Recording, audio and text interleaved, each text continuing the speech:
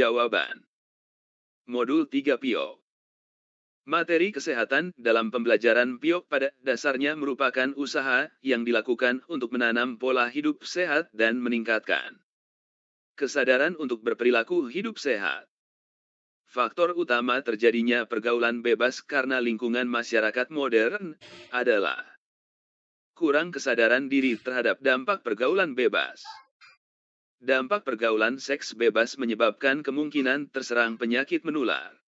Pernyataan berikut yang tidak sesuai adalah: HIV adalah penyakit yang menular jika berdekatan dengan pengidapnya. Cairan yang bisa menularkan HIV ke dalam tubuh orang lain kecuali urin. Ganja, heroin, opium adalah narkoba yang hanya dapat digunakan untuk tujuan pengembangan ilmu pengetahuan, tidak digunakan untuk terapi. Oleh karenanya, siapapun yang menggunakannya, memiliki, memproduksi, mendistribusikan apalagi mengedarkan jenis narkoba ini akan dikenakan pidana sesuai hukum yang berlaku. 3 jenis zat ini termasuk narkoba golongan. Golongan I. Zat yang berkhasiat psikoaktif yang berpengaruh terhadap susunan syaraf pusat dan aktivitas mental disebut psikotropika.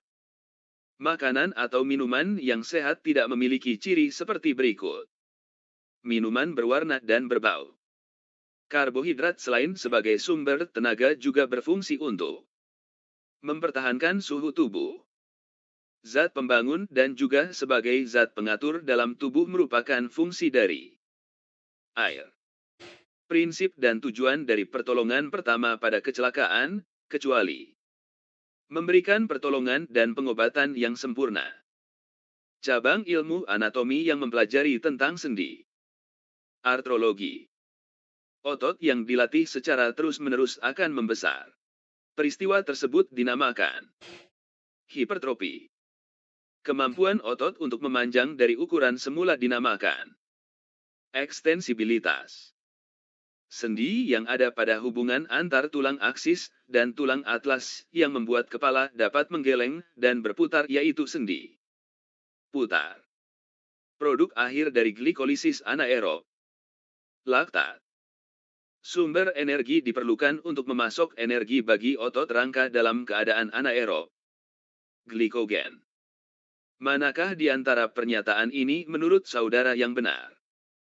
Asam laktat akan menumpuk pada otot, dan di sana akan mengalami proses gluconeogenesis sehingga dihasilkan gula baru.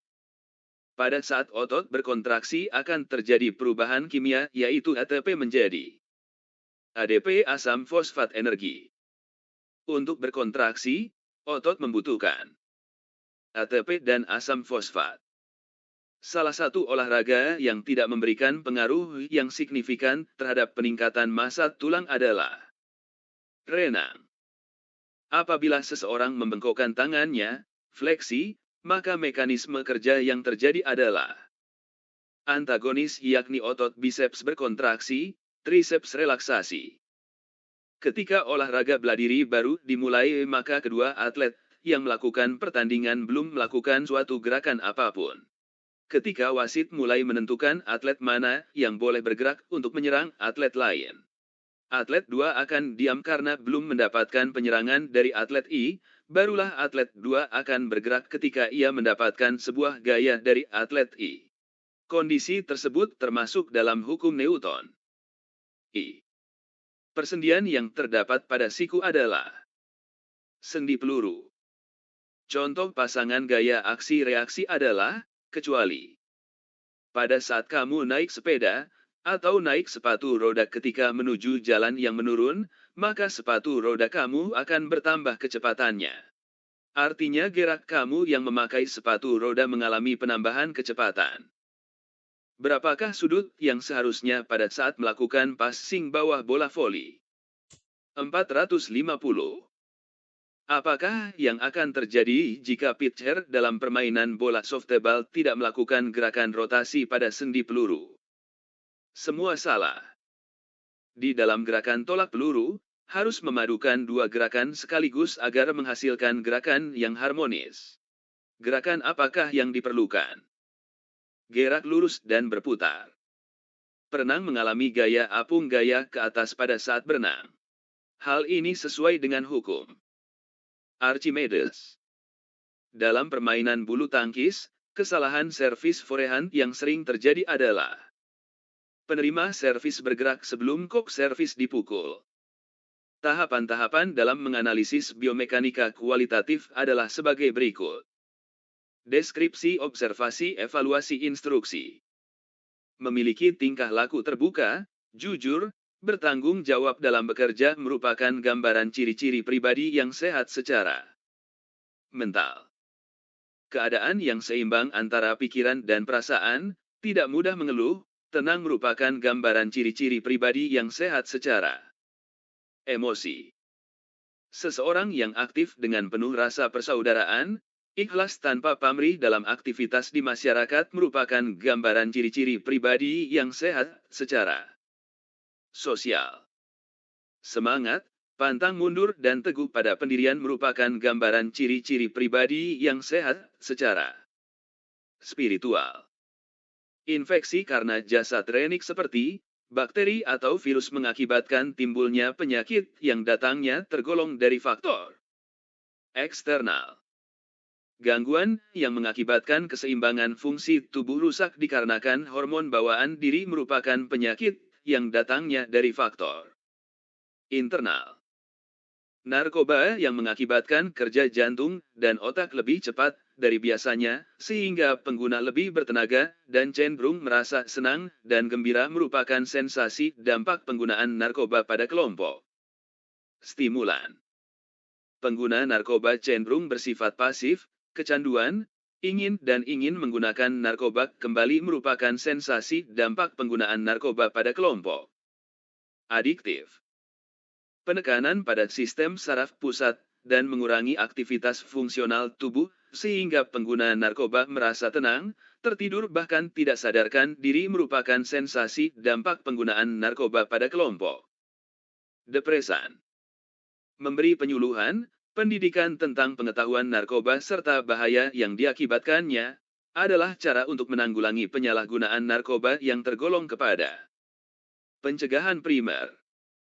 Mendeteksi dini anak yang melakukan penyalahgunaan narkoba dengan memberi bimbingan sosial melalui kunjungan ke rumah, adalah cara untuk menanggulangi penyalahgunaan narkoba yang tergolong kepada pencegahan sekunder. Memberi bimbingan sosial, konseling kepada pengguna narkoba beserta keluarganya, sehingga tercipta lingkungan kondusif baginya untuk tidak kembali sebagai pengguna, adalah cara untuk menanggulangi penyalahgunaan narkoba yang tergolong kepada pencegahan tertiar. Penyesuaian diri seorang individu terhadap iklim lingkungan yang baru dan berbeda dengan iklim lingkungan sebelumnya bagi individu, disebut aklimatisasi. Persendian yang terdapat pada siku adalah sendi engsel, yang berfungsi mengubah energi kimia menjadi kerja mekanika sebagai respons tubuh terhadap perubahan lingkungan adalah otot. Apabila seseorang sedang berolahraga dengan kekuatan yang sedang dalam waktu beberapa menit, maka distribusi ke jaringan-jaringan organ-organ akan berubah, tetapi ada yang dipertahankan tetap yaitu otak. Perkembangan motorik adalah berkembang sejalan dengan kematangan saraf dan otot. Salah satu faktor yang mempengaruhi perkembangan fisik motorik adalah keterampilan dan kemampuan mengingat gerak yang sesuai dengan urut-urutan tumbuh kembang otak. Di dalam suatu cabang olahraga manapun, pasti tidak terlepas dari gerakan yang ada di dalamnya. Suatu gerakan yang harmonis akan menghasilkan prestasi yang membanggakan. Suatu benda atau tubuh dapat membuat gerak lurus dan gerak berputar sekaligus. Salah satu cabang olahraga yang memadukan dua gerak sekaligus yakni gerak lurus dan gerak berputar adalah tolak peluru. Sistem pengungkit dapat diaplikasikan ke dalam olahraga yang sering kita lakukan. Sistem pengungkit I digunakan dalam olahraga basket. Biomekanika yang mempelajari desain peralatan yang digunakan dalam olahraga, misalnya, desain raket tenis, bulu tangkis, sepatu atletik, bola, pakaian, sepeda balap, peralatan golf, dan lain-lain disebut Equipment Design. Biomekanika yang mempelajari usaha-usaha untuk meningkatkan keuntungan yang diperoleh dari latihan dan mengurangi kemungkinan terjadinya cedera adalah Biomechanics of Exercise. Guru berkata kepada salah seorang siswanya, "Saya yakin kamu bisa, soalnya saya perhatikan sejak awal kamu serius dan sungguh-sungguh dalam berlatih. Ayo lanjutkan ya." Ini merupakan cara untuk meningkatkan motivasi belajar siswa melalui verbal. Aktivitas jasmani, olahraga, memiliki bermacam fungsi dalam budaya pranata sosial masyarakat. Pada suatu masa di suatu tempat, gulat dijadikan sebagai cara untuk menyelesaikan sengketa batas tanah. Ini fungsi aktivitas jasmani yang berperan dalam budaya sosial masyarakat sebagai wahana peradilan. Olahraga di Indonesia akrab dengan slogan misalnya, "Kita bisa, kita harus menang, DSB." Slogan-slogan tersebut mengindikasikan bahwa olahraga memiliki peran fungsi bagi masyarakat Indonesia sebagai wahana prestise. Pendidikan jasmani mempunyai makna penting pada aspek sosial budaya, psikologis, dan politik. Pendidikan jasmani yang dikelola dengan tepat akan berdampak kepada pembinaan patriotisme, orientasi berprestasi yang tinggi, hingga peserta didik kelak menjadi masyarakat yang matang dan energik. Ini merupakan kontribusi pendidikan jasmani bagi pembangunan bangsa dalam corak penyadaran individu tentang pentingnya moral dan nilai. Pendidikan jasmani memberi peluang kepada peserta didik akan perasaan, mampu melakukan. Perasaan mampu ini makna ekspresif dari perasaan sukses atau mandiri yang kemudian menghasilkan penilaian diri yang positif. Keadaan demikian ditinjau dari aspek aktivitas jasmani terhadap konteks psikologi sosial yaitu pada unsur self-esteem. Pendidikan jasmani memberi peluang kepada peserta didik tentang sensasi yang menyebabkan perasaan takut, tetapi di saat bersamaan ada perasaan senang, misalkan ketika melakukan loncat indah dari tempat yang tinggi, peserta didik dihadapkan pada kondisi yang berbahaya, tetapi dilakukan dalam keadaan terkendali. Keadaan demikian ditinjau dari aspek aktivitas jasmani terhadap konteks psikologi sosial yaitu pada unsur vertigo. Guru Pio ketika mengajar peserta didik ABK menggunakan instruksi dengan kata-kata yang bermakna tunggal, yaitu satu instruksi untuk satu kegiatan. Ini merupakan strategi modifikasi dalam mengelola pendidikan jasmani adaptif yaitu teknik modifikasi komunikasi belajar. Aktivitas pendidikan luar kelas banyak memberi peluang dan tantangan baru bagi peserta didik. Menguasai banyak tantangan yang dihadapi membuat peserta didik lebih mengembangkan rasa percaya diri. Ini merupakan dampak dari program pendidikan luar kelas pada aspek perkembangan emosional.